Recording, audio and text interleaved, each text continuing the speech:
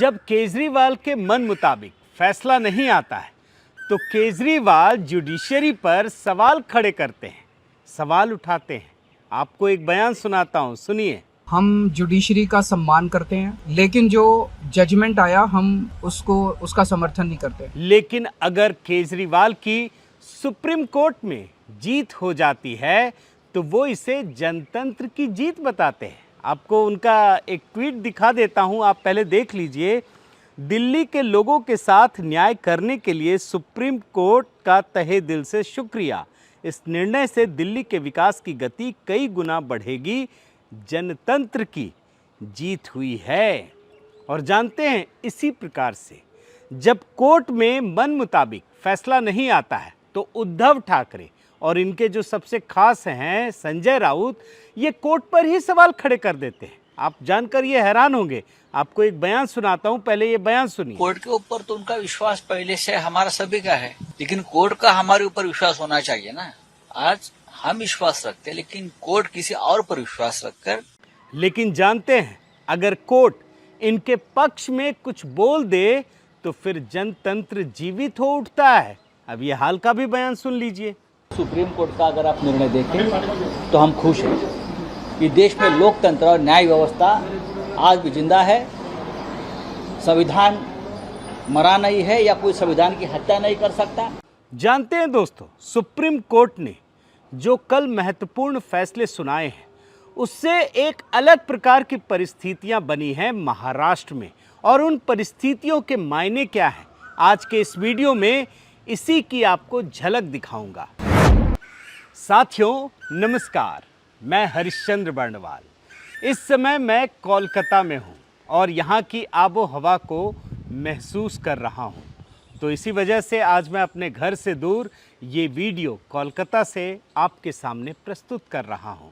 और कल supreme court ने जो फैसले दिए दोस्तों, मैंने कुछ वीडियो देखे और कुछ प्रकार की चीज़ें देखी, लेकिन उसमें बहुत कुछ मिस हो गया। और उस मिसिंग को ढूंढने के लिए जो चीज़ें निकल कर सामने आई वो आपके सामने रखना बहुत ज़रूरी है। पहले मैं आपको दो तरह के कॉन्ट्राडिक्शंस दिखाता हूँ, आप देखिएगा। देखिए, सुप्रीम कोर्ट पर हमारा पूरा भरोसा है, उस पर ही पूरे देश की आस्था टिकी है संविधान को लेकर के। लेकिन कुछ ऐसी चीज़ें हैं जिसे समझना बहुत ज़रूरी है। तो आपको मैं दो खबर दिखाता हूँ एक साथ, टू विंडो में आपको दिखा रहा हूँ। आप देखिए स्क्रीन पर एक खबर है जिसमें जब राज्यपाल ने फ्लोर टेस्ट करने का आदेश दिया उद्धव ठाकरे को, तब ये मामला सुप्रीम कोर्ट में गया था। और सुप्रीम कोर्ट में अभिषेक मनु सिंघवी ने बहुत सारी दलीलें दी थी कि राज्यपाल को जो उन्होंने फ्लोर टेस्ट करने की मांग की है वो गलत है। लेकिन देखिए, सुप्रीम कोर्ट ने इस पर रोक से इनकार कर दिया। सुप्रीम कोर्ट ने ये माना कि जो फ्लोर टेस्ट किया जा रहा है वो सही है। लेकिन अब आप उनके इस बार के मतलब कल के फैसले पर आइए और आप देखिए इसमें क्या सुप्रीम कोर्ट कहता है। राज्यपाल का फ्लोर टेस्ट कराना गलत था। उसने ये भी कहा कि उद्धव ठाकरे फिर से सीएम नहीं बनाए जा सकते, लेकिन राज्यपाल का फ्लोर टेस्ट कराने का फैसला गलत था। दोनों ही सुप्रीम कोर्ट की बात है। ये कॉन्ट्राडिक्शंस आप पहले ध्यान में रखिए। इसके बाद मैं अब आपको एक दूसरा कॉन्ट्राडिक्शंस दिखाता हूं। आप देखिए, उद्धव ठाकरे को सुप्रीम कोर्ट से भी झटका। शिंदे गुट के पास ही रहेगा शिवसेना का नाम और पार्टी चिन्ह। जब चुनाव आयोग ने फैसला किया तो सुप्रीम कोर्ट ने उस पर मुहर लगाई।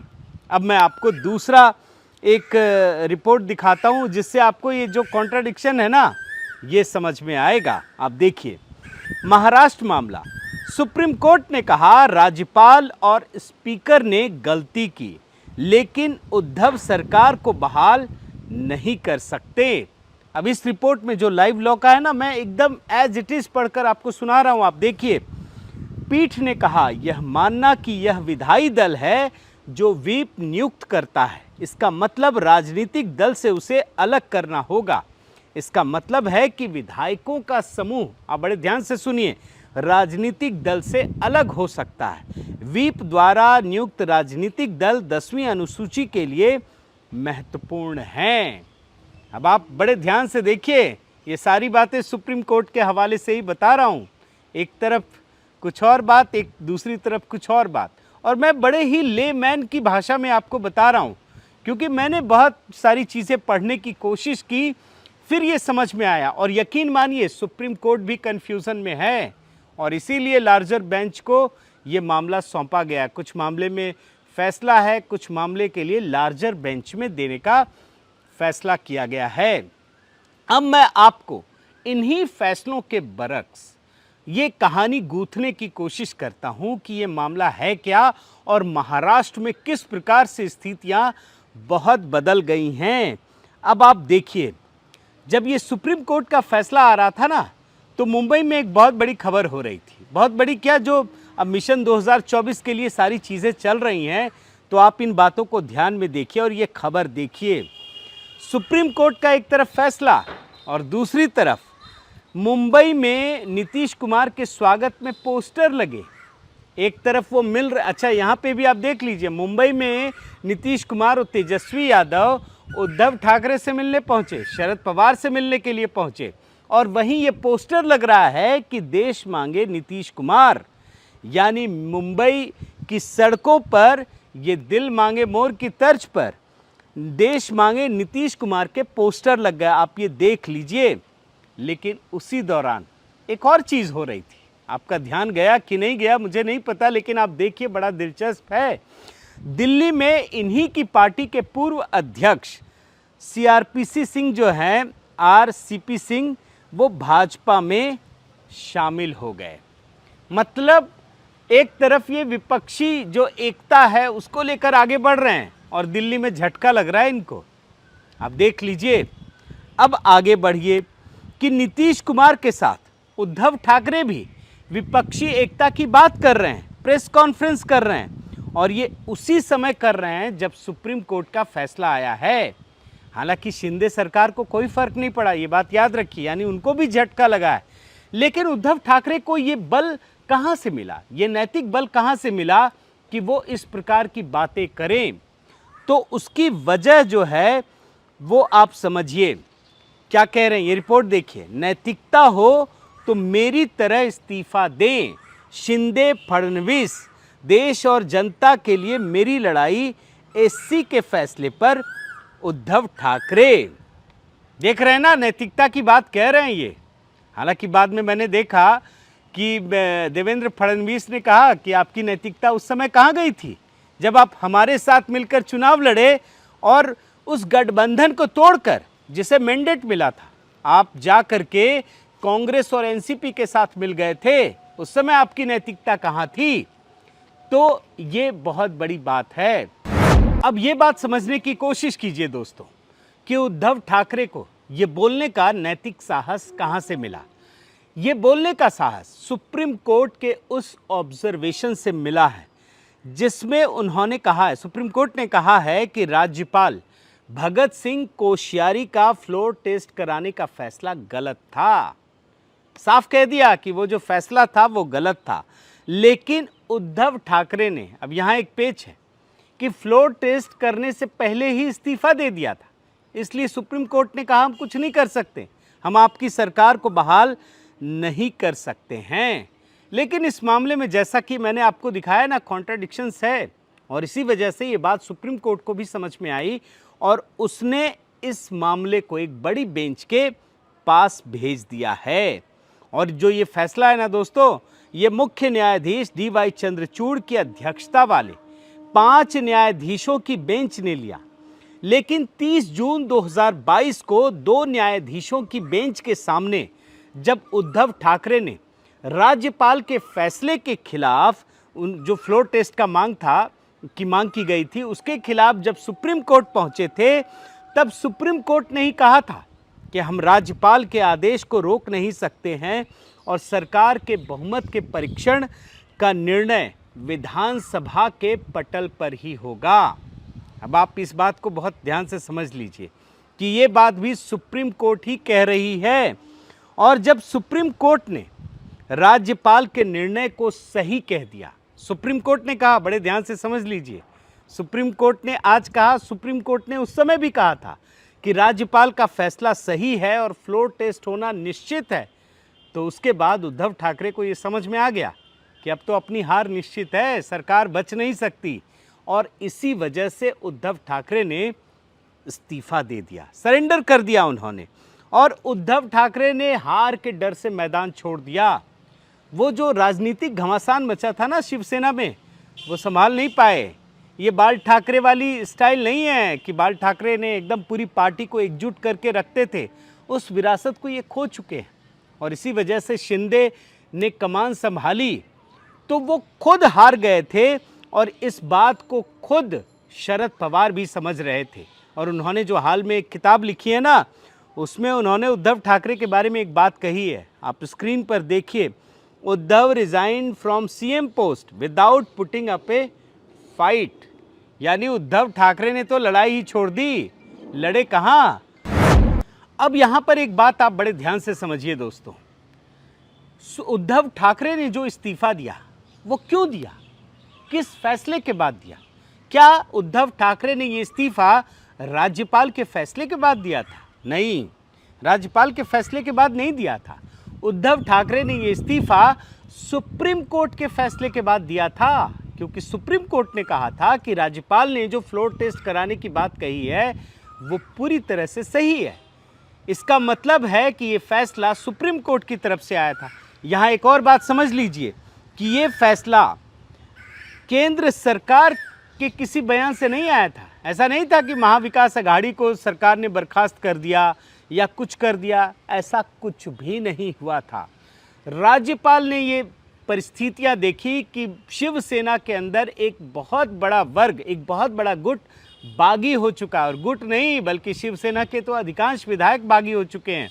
और उसके बाद इन परिस्थितियों को देखकर बहुमत परीक्षण करने की बात कही थी, जिसे सुप्रीम कोर्ट ने भी स्वीकार किया था।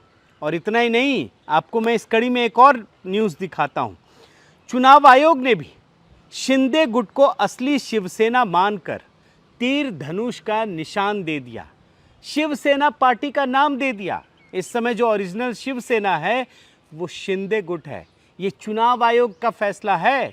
और इस फैसले के खिलाफ भी उद्धव ठाकरे का गुट सुप्रीम कोर्ट पहुंचा, लेकिन सुप्रीम कोर्ट ने उस बात को भी माना। और एक बात याद रखिए, ये जो निर्णय आया ना, ये सुप्रीम कोर्ट के मुख्य न्यायाधीश DY चंद्रचूड़ ने दिया था। और इसी फैसले से शिंदे गुट को असली शिवसेना होने का हक मिला था। और आप जानते हैं, जब सुप्रीम कोर्ट ने ये फैसला सुनाया तो उस समय उद्धव ठाकरे का बयान क्या था, ये जानना ज़रूरी है। जो आज उद्धव ठाकरे गदगद है ना सुप्रीम कोर्ट के फैसले से, उस समय उन्होंने ये कहा था कि ये प्रजातंत्र की हत्या है। यानी सुप्रीम कोर्ट के फैसले गलत थे। और ये कहने का प्रयास किया गया कि सुप्रीम कोर्ट प्रजातंत्र की हत्या कर रहा है।